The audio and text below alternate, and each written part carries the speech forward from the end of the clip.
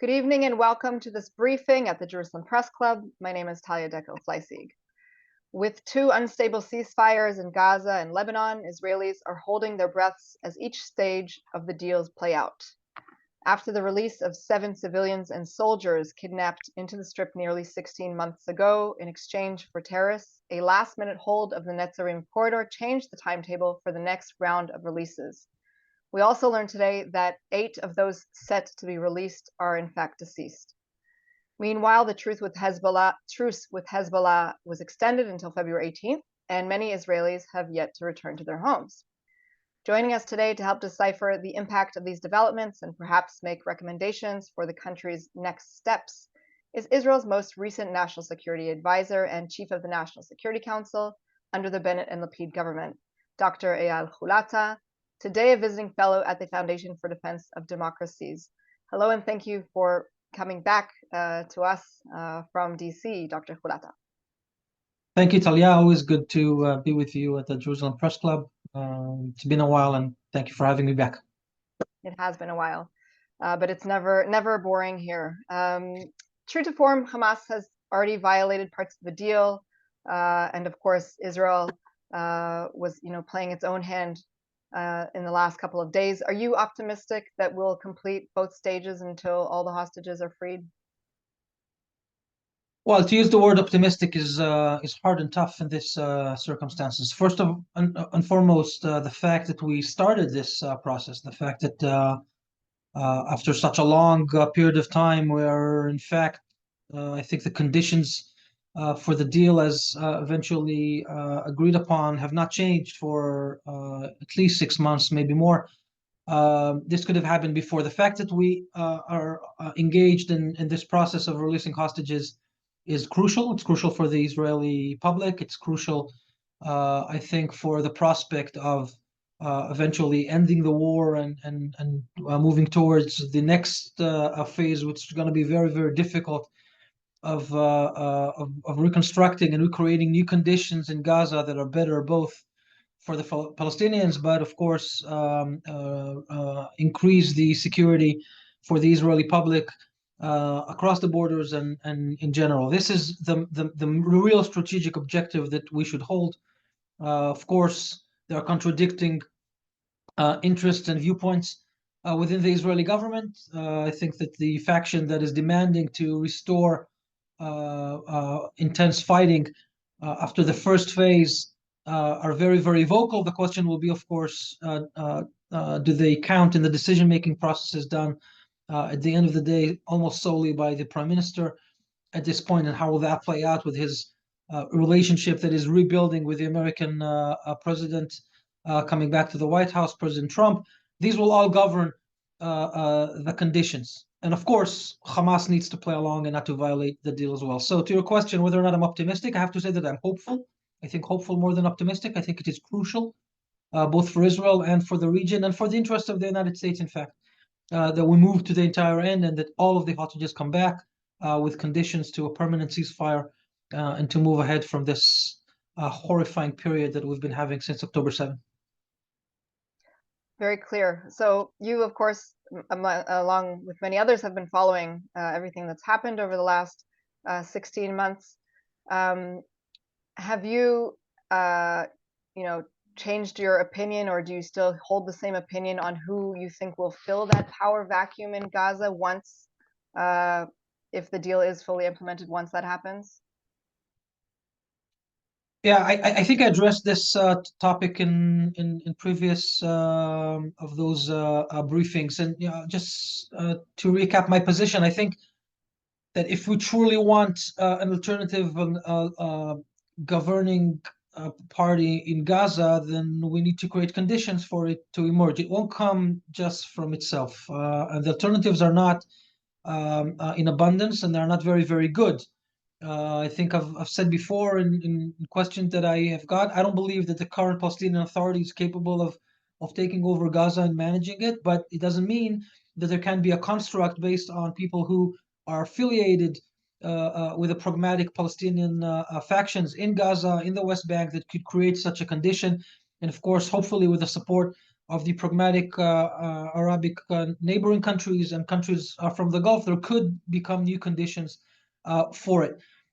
We've been talking about it for a long period of time, but the plain truth is, unfortunately, that the Israeli government has done very little to allow for the emergence of those conditions on the ground, because in fact there are other ideological viewpoints in the government, and the political fringe of the Israeli political setting on the right would want a full reconquering of Gaza and have no interest in an alternative civilian Palestinian governance in Gaza. As long as they have a stakeholder in the decision-making process, and the Prime Minister cannot make other decisions either because he wants them to succeed or because he wants them to think that they will succeed, doesn't really matter. The outcome over 15, almost 16 months, in fact, is that we have not created new conditions. I'm aware of the attempts that were done by the government, and a lot have been published in recent weeks about engagement between Netanyahu's emissaries and very senior officials of his government in the UAE and with the Americans, with the previous administration, also with this administration, to create such a construct that will be backed by the Emiratis, perhaps the Saudis, and others in this regard. But this has not materialized. Maybe the first of that will be implementing in control over the Netzarim corridor with involvement of an Egyptian entity. So maybe we're starting to see something in this. We need to invest a lot of more energy and to strategically deploy those more pragmatic forces with aligned interests with Israel to that. Unless we do that, and until we do that, there is no hope and no chance that Hamas will diminish its grip in Gaza. And the longer that we wait and the longer we allow it to do this, the stronger they will become. And this indeed is the real challenge, starting hopefully now as we near the end of this war. So you mentioned the U.S. administration as one of the factors in the changing conditions that brought us to be more ripe in the moment for the deal. And of course, we've heard President Trump's recent remarks about relocating Gazans to other countries. How serious do you think these suggestions are? Do you think the countries will oblige if given, the correct economic incentives? Well, I think first it's important to say that indeed President Trump's entering the scene even before the inauguration has completely changed the landscape of the ability to reach any agreement and any conclusion. What I hear from all of my friends, both in the region and also the voices coming from within Gaza and also the West Bank, is that President Trump brings with him a level of credibility that was not experienced enough with the previous administration. And then when he says there is hell to pay, or I expect this to happen by my inauguration date, everyone pays attention, both in Jerusalem, but also in Cairo, in Doha, in Amman, and elsewhere. And this has an influence on the decision making inside Gaza, and I think it will have also an influence on the West Bank. So I think this is very important because, unfortunately, even though President Biden, I think, believed in the right things and wanted to promote the right policies and definitely wanted the war to end and did not want to stop support of Israel and all of those things that we talked about in previous briefings, this did not materialize because at the end of the day, the respective parties felt that there was not enough either gravitas or confidence level that things will mature the way that he said. It appears to be different with Trump from day one and even before, and hopefully this will remain because credibility is the name of the game. Without it, it's very difficult to move those factions. Hamas is a fierce enemy. They do not intend to give anything away for us. They'll all be squeezed out of them, and we need credibility for that to happen. So this has been established already. Now, to your question about the evacuation or the temporal removal of the population, this idea has been floating before. The Jordanians have been very fierce in their feelings toward it, and they have bashed this from from the start. I think they've delivered a similar message to it, and have been vocal to the American administration that they oppose that solution. I don't see how this can play out without their cooperation. Even with their cooperation, it's not going to be easy necessarily to convince the Palestinians to move. So I don't think there's a high chance that this will happen. What is important is that there is an interest by Trump himself, by the administration, and how the day after would look like. His motivation is, as he said, and I think we should take it at face value, to move the population so that reconstruction can take place more easily, and then to bring them back.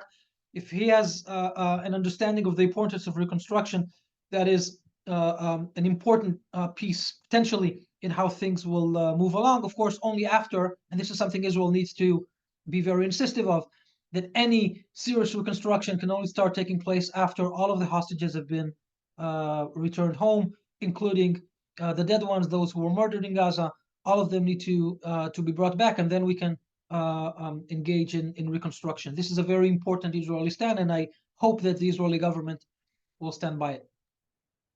So moving back to the hostages, as you have, there is the issue of psychological warfare. Of course, some analysts are calling the last 2 weeks the worst reality show ever, given the fact that Israelis and Jews worldwide, have entered this pattern of being glued to their phones, awaiting the names of the hostages and what their status is, and of course waiting for the pictures to come out, the pictures of the hostages even being, released on the Gazan side, as well as the pictures of hostages being reunified with their families. What long-term impact do you think this deal could have on the use of this tactic in warfare in the future, whether it's vis-a-vis Israel's enemies or even globally? Well, Talia, we need to be cognizant that Hamas has been using such tactics from day one, and they have been using this for years. The Israeli public is not necessarily fully aware to the amount of propaganda that Hamas has been shoving into the social media all around the world about the situation in Gaza. I live in Washington, D.C. I see this all the time. I engage with people who see this all the time. This has demonized Israel for many, many months, to a point where, for many, unfortunately, of the people here around, the horrific footage of October 7 have been completely overshadowed by everything else that Hamas has been pushing in. So they've weaponized propaganda and social media warfare against Israel in ways that we haven't seen before. But we should have known that this would come, because this isn't new in itself. It's just been so long and so heavy and so dense and so painful for it. I think, in a sense, maybe now the Israeli public is getting a part of what the entire world has seen of Hamas. They have used whatever tactics that they can in this, and with no interest in keeping no one's either privacy or dignity, and then including their own citizens, their own population in Gaza that has been dishumaned by the propaganda in so many ways and forms. So, I'm not surprised that this has happened. What we should remember is that maybe the deal should have been structured in a way that we get so few of them every week. Maybe we should have insisted to get them all out in one batch. And I'm not completely sure why this was structured this way. I would assume that Hamas wanted this for propaganda reasons, but unfortunately, it is possible that only also for Israel there was an interest in slicing this down, so that we don't give everything at the beginning, and maybe stage it in a way that if someone needs an exit strategy from it, we can have it. I mean, there are many interests in it. I don't want to get into the political aspects of it, but it is possible that this was also an Israeli demand. And if that is the case, then that is a very bad thing and a very misfortunate thing. I don't expect Hamas to have any feelings towards the Israeli public. They will do whatever they can to at least try to humiliate the Israeli public on their way out. This is their only way to have a little bit of what is left of their own dignity and rule of Gaza. Hamas is crushed as an organization. Hamas is crushed as a military organization, and they need this to have some grip over the population, so that they can at least pretend to be in a ruling role. I don't know how this will play out, but definitely we should expect to see more of those horrific footage as we move ahead. And since now we're starting to get also information about the number of hostages that have been killed, murdered by Hamas, we should expect even more such tactics of them to try to humiliate and to degrade the Israeli feeling of this release of hostages. It should have been a good thing, of course, and is in fact very good and very important.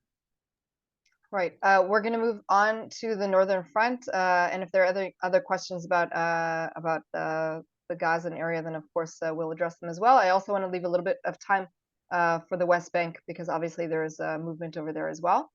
The past 24 hours have shown us that the situation on our northern border is far from stable, as hordes of Lebanese have stormed the south, and of course IDF soldiers opened fire in response. How quickly do you think the current truce with Hezbollah, can collapse? Well, the truce in Lebanon, the agreement in Lebanon is very fragile. We knew this from the start. And the fact that there is an agreement, which Israel thought there was an agreement, also with the Lebanese, brokered by the Americans, to extend the first phase of the truce until February 18th, to allow the Lebanese armed forces to gain better grip of the south, and so that Israel does not withdraw while there is still such an increased risk to other northern civilians. The fact that Hezbollah is pushing their population, I mean, I'm sure that this is a staged event. I wouldn't expect this to be just on its own. But the fact that this happened, of course, is a cause of tension. I've only seen Lebanese press release over this, so I don't want to get into the details because I don't know and I don't have any verified facts on it. But it is crucial for the IDF to enforce whatever is agreed. And since the continuation of the IDF presence in Lebanon has been extended and agreed upon, then this is one of the things that we need to enforce. I want to remind us all, I mean, this is something that we spoke in previous briefings, and I'm sure that others have said that as well. The only way for this agreement to be better than the 1701 agreement after the Second Lebanese War is if someone enforces it, if someone makes sure that Hezbollah does not violate it day by day, to accumulate arms again, and to pose a threat on our entire country, and specifically on the northern towns and villages on the border. The only force that can do that is the IDF, because unfortunately there's no other force that can do that. Nobody's talking about UNIFIL at all. We're talking about the redeployment of the Lebanese armed forces, but nobody should expect the Lebanese armed forces to clash with Hezbollah while Hezbollah will try to violate it. There is nothing there that will give the level of confidence that we're looking for. And if there is no international involvement, and clearly it doesn't seem like there is heavy international interest in doing this, the IDF will need to do this. And what that means is that we will see from time to time this kind of clashes in between. It's important to say this from an Israeli perspective. This is not a political stance.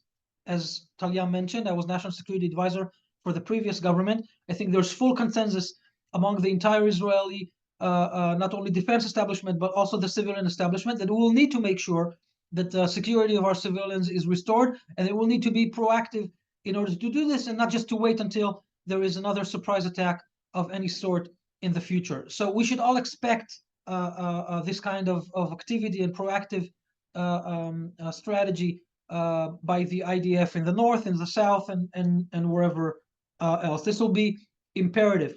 We will be seeking international alignment. We will be seeking international backing, like we did now, like Israel did right now in extending the ceasefire, or the first phase of it, until February 18th. This was not done unilaterally. Israel did not just decide to do this, and that was it. The Americans were involved. To the best of my recall, the French have given their blessing, and the Lebanese government as well. This is the kind of activities that we would probably see from time to time in the future. Hopefully, things will wind down and Hezbollah will not continue in these aggressions, but I'm not betting on that. So the Prime Minister's office just told journalists a couple of hours ago that, of course, the extension of the truce and Israel's continued presence north of the Litani was in coordination with Washington. Do you think that the support the administration is showing will continue if Israel will need to continue staying in its position there? Well, I hope so. I hope that the administration will remember that the reason we're in Lebanon is the first place is because Hezbollah started this fighting the day after Hamas attacked us. Hezbollah joined on October 8th. And the reason this ceasefire was constructed this way is to prevent Hezbollah from getting south towards the border and to pose an immediate threat on our communities, which in fact was also agreed upon in 1701 but never enforced. And my hope is that any American administration, the Biden administration gave their backing as well, and that the Trump administration will continue to do this, to be very open-minded and very clear in what they're understanding and what they're seeing, not to fall for the propaganda that is anti-Israeli by so many of them, and to back Israel as needed to preserve the ability to secure our civilian lives all across Israel. This is an Israeli expectation of our strategic allies. So far, this is happening. It happened with Biden as well, despite the notion that would not get enough support from Biden, unfortunately also from within the Israeli government and sector that were bashing Biden for not supporting us. This isn't true. We got a lot of support by the Biden administration, and I'm sure that we'll get a lot of support from the Trump administration as well. And one journalist is asking if quiet isn't in fact obtained on both of these fronts that we've discussed, both with Hamas and with Hezbollah. Uh, will Israel find a way to live with incremental violations of the ceasefire? And by that, I think they mean like smaller rocket attacks, nothing like we saw, of course, in the Iron Swords War, but maybe something more similar to what we had experienced in the years ahead of it. I think there is no reason for Israel to accept attacks on the civilians. I want to remind all of the journalists that the government that I served for as National Security Advisor, the policy that Prime Minister Bennett has deployed in Gaza was that we responded for every kite and every balloon, let alone rockets. And we're not shy of being offensive against the Hamas when they tried us on this. Unfortunately, we were not, I think, even active or proactive enough as it comes to Hamas. So, as for violent violations, Israel should not be tolerant to any such violations. The real question is to what extent Israel will be able to first detect and then act upon the attempts to reestablish their arsenal, to rebuild their capacities, to either smuggle in or build rockets and other means within Gaza and also in Lebanon. This will be the Israeli challenge. I think the pledge must be that we will not allow them to get to what they were before. Otherwise, we'll have such a threat again. How to do that is more difficult. We will need international collaboration. We'll need international backing. Hopefully, we'll also get the backing of the collaboration to prevent the smuggling in the first place. If Hamas does not have access to funding like they did before, if Hamas is not able to smuggle goods through the Rafah crossing as they did before, if they will not be able to dig tunnels under the Philadelphia corridor to smuggle in, there are a host of things that we need to do to make sure that Hamas is isolated in a way that they cannot rebuild their capability. This should be the interest of everyone who is involved and everyone who is interested in quiet in the Gaza front. If Israel will be left alone with this and we will see that we need to act alone, then I think that the chances we will have to also militarily engage will be higher. Hopefully this is preventable. And the same will come with Lebanon. Now that Syria has fallen and it's going to be more difficult for Iran to smuggle arms into Hezbollah, into Lebanon through Syria. At least this is the case for the meanwhile. Hopefully this will continue. They might find other ways to do this or look for other ways to do this or to smuggle money and allow Hezbollah to re-engage. This, again, should be the interest of everyone who's interested in keeping this calm to prevent them from replenishing and regaining their strength. Israel's commitment to that will need to be very, very clear, and we will need to act to make sure that nobody forgets that. So a few questions have actually come in specifically regarding Iran and perhaps what the new administration's policy towards it should be. But I do want to get one question in on the West Bank before we run out of time. A few people have asked specifically about the expansion of IDF activity in Tulkarm today. And do you expect the operation itself to grow? And what role does the issue of weapon smuggling have in the current operation? And do you, I'm packing in a lot into one question. And do you have any recommendations on how to? I mean, again, Iran is coming into the equation as well here too. Right. So maybe just try to address the current operation in the West Bank as concisely as you can. Okay, I'll try to keep it brief. Indeed, the West Bank is bubbling. It's been bubbling for a long period of time, and Iran's attempts to smuggle arms into the West Bank to inflame has been increasing. We've seen the PA very concerned about it. I mean, the PA security forces themselves engaged in a very wide operation in Jenin that was only successful to a certain extent. I know that there is ongoing engagement and collaboration between the IDF and the Palestinian security authorities has been before, and this is very, very important to put this in context. This is a joint interest, both of Israel and of the PA and the pragmatic Palestinians who want that the West Bank will not look like Gaza in any time in the future. There are extremist forces in the West Bank, and they must be dealt with. This is what we're seeing. My hope is, and again, I'm not in the weeds of all of the details, that the collaboration with the security authorities and the services is high also while we do this, and that this should continue until we're able to do enough damage to those extreme factions in Jenin, in Tulkarm, and wherever else they will be. We also must dramatically increase our efforts to prevent smuggling of arms into the West Bank. The Jordan Valley is a very long border. It's not fended well, as you all know. There is no shortage of Israeli presence, or at least we have the right to be there. Doesn't mean that we have enough forces to deploy in any point of the week. This is a very weak link in this change of increasing security, and this must be dealt with. And sure, there was also a terror attack against Israeli civilians in September at one of the Jordanian border crossings, of course. Right. One journalist, moving on to Iran, thank you for your answer on the West Bank. One journalist is asking in what way the Trump administration and Israel are aligned, in what way do they see things differently, and specifically concerning Iran. Well, that's a very good question. I have to frankly say that I don't know. I think that this is still in the works. I think that the Trump administration is still working and carving their strategy vis-a-vis Iran.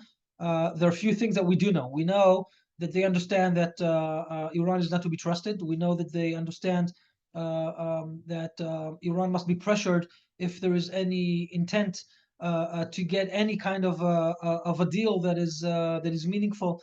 That Iran will need to be pushed around. President Trump does not have appetite for wars. He said that throughout the time. So it shouldn't come as a surprise that whenever he's asked a question about it, he says that he'd prefer this to be resolved in other means, like he said just last week. I have to say, I know that there are people in Israel who have this idea, not to say a dream or an illusion, that the Americans' willingness to attack either themselves or vis-a-vis Israel together is just around the corner. This is now how I read the map. I don't think that the Americans will engage in armed conflict with Iran unless time has run out. Then they've exhausted every other means. And even then, they would probably prefer Israel to do it on their own. And this is why I believe, and again, I think I've said this in previous briefings before, Israel must prepare well to the situation where we don't have any other option than to act militarily in Iran. And if Iran decides to dash for the bomb, and to cross the red lines that are still there, Israel will need to attack immediately, not only to prevent from their ability to dash and to reach a bomb, that would be the emergence of a potential existential threat to Israel, but also to make sure that Iran is not capable of continuing other things and aggression in the region. I don't want to get into the details of that, but Israel must be prepared to do this also on its own. Whether or not we can have I'm sure that in such conditions we'll have American support. Whether or not we have American participation, that's a different question, and I don't want to answer that question prematurely. Do you think that the same president, the same man who withdrew the U.S. from the JCPOA would be willing to re-enter talks for a different agreement? And in this case, how would you recommend Israel to be part of, at least maybe, making suggestions about the clauses that it would need to see in such an agreement? I don't think that we have conditions at the moment to engage in negotiations. The Biden administration, I'm sorry, the Biden administration have tried for 4 years to re-engage in the JCPOA. Israel thought that was a mistake. I thought that was a mistake. I've expressed our views with my American counterparts when I was national security advisor, and that did not happen. I don't think that the Iranians are in that mindset as well. As long as Iran thinks that they can trick the Americans or trick anyone else and get what they want and re-engage in their program, there are no conditions for that to emerge. We need to be very attentive to the new Iranian leadership or government in this regard. President Pezeshkian is doing whatever he can to make sure that the world thinks that they are more pragmatic and more willing and more open to agreements. And the same is Deputy Javad Zarif, which was the foreign minister while the JCPOA was negotiated and signed. I'm very attentive to the pushback that they're getting in Iran in Persian to all of those remarks. The conservatives in Iran and the people close to the supreme leader are very harsh with Pezeshkian and Zarif every time they say that, either in Davos or in any other places. This is not the sentiment in the decision-making, in the conservative decision-making echelon of Iran. And at the end, it will be only the supreme leader who will decide to do this. And I think that at this point, he's not interested in conceding in any way or form. So what is necessary is to re-engage in a pressure campaign. It doesn't have to be called maximum pressure campaign. The Americans can call it whatever they want. During the Obama period, it was called crippling sanctions. Each president will call it the way they want. But without proper pressure that would make the regime understand that if they don't do something differently, they might collapse because they will not be able to hold their own people and their own economy. There will not be any close to any concessions. And until that time, there is no point in talking about what kind of agreement should be had. Iran needs to give away their nuclear ambitions for a very long period of time to allow for very deep inspections in all of the aspects of what they have, including the weaponization. They were not even close to agreeing to that in the past, but it doesn't mean that that cannot happen, and they must be pushed very hard to that point. Okay, we have time for just one or two last questions. One question on the Houthis, of course, another proxy that Iran had activated specifically against Israel in the last few months. We know that President Trump returned the designation of the Houthis as a terrorist organization, but yet haven't been so active in terms of at least attacking them when they're trying to target shipping lanes and so forth. Do you see this changing in the near future? Well, first of all, the direct conflict between Israel and the Houthis, we need to follow through and see how this happens. It so happens that ever since the ceasefire got in effect, the Houthis stopped firing at Israel. That does not mean that the risk is eliminated, but it means that Israel can start thinking in new means of how to do this. The distance between Israel and Yemen is longer than the distance between Israel and Tehran. This is not a close regional place for activity for the IDF or for the Air Force for that matter. So this complicates this a lot. My hope is that the Houthis do not emerge as a direct threat to Israel over time. For that to happen, the international community needs to understand that the Houthis pose more threat and more danger and damage to others than they do to Israel. Egypt is nearly collapsing because there is no the ongoing trade in the Suez Canal has been diminished dramatically over this period of time. Trade into Europe from the East Coast, from the East Asia, has become way more expensive because the short way to reach it through the Suez Canal has been blocked. there are way more powerful entities that should have designated Yemen as a threat and act accordingly. So my hope is that Israel will not stay with that problem on our own. We have enough on our plate. We need to deal with Iran. We need to deal with to make sure that the proxy do not reemerge on our borders. Hopefully, we're not the only one responsible and worried about the security situation in the Middle East at large, and specifically in the high seas. And one last question that's come in, if you're able to describe Israel's security position today compared to 6 months ago before Hamas and Hezbollah leaderships were pretty much wiped out and Iran lost its air defenses and Assad fled. We're looking at a very different situation now than 6 months ago, and if you can address Israel's position specifically. Well, I'll give a technical answer because I think on the broader issue, Israel has suffered the worst catastrophe we ever had on October 7, and nothing will erase that from our not only collective memories but also our understanding of how fragile our situation is. And I have to say that as a caveat because, yes, of course, we had marvelous operational successes. Some of them are also with strategic potential outcomes, and it comes in the almost complete demolishing of Iranian strategy of the ring of fire around us and the proxies. When I talk to my friends around the world, in the Arab world and elsewhere, they are able to recognize the fact that Israel has been able to militarily prevail, not only to overcome what happened on October 7, but in fact to hit hard against our main enemy that built all of this ring of proxies around us to try to wipe us off the face of the Middle East. And they failed, and we're able not only to fight back, but also to prevail on all of those respective fronts. The question Israel must ask itself is how do we transform that into strategic gains, long-term strategic gains?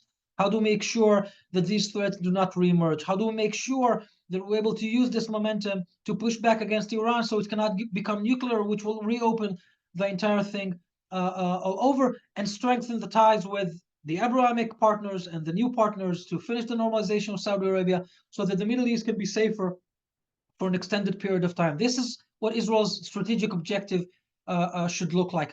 Hopefully, we have better conditions now because, in fact, we're able to prove to ourselves and to everyone else that we're indeed stronger. We're not going away. No one can wipe us out. And they better choose other strategies, and the pragmatic friends better work with us against those threats. This is how I would want to formalize this, but there's a lot of work to be done for that. And if I can use this opportunity to finish where we started, none of that will happen until we finish the hostage deal to its full extent, bring them all back, all of the live ones, all of those who were murdered in Gaza or snatched while they were already dead, back home, and to start working on this new phase of reconstructing the Middle East. Absolutely. And maybe if we have time, we can also work a little bit on the social cohesion inside our own country, but that's for another Definitely necessary. another conversation. Dr. Eyal Hulata, visiting fellow at the FDD, former national security advisor, and former chief of the National Security Council at the PMO in Israel. Thank you, as always, for your valuable insight. Thank you, Talia, and thank you all. And thank you to everyone who joined the line. Goodbye.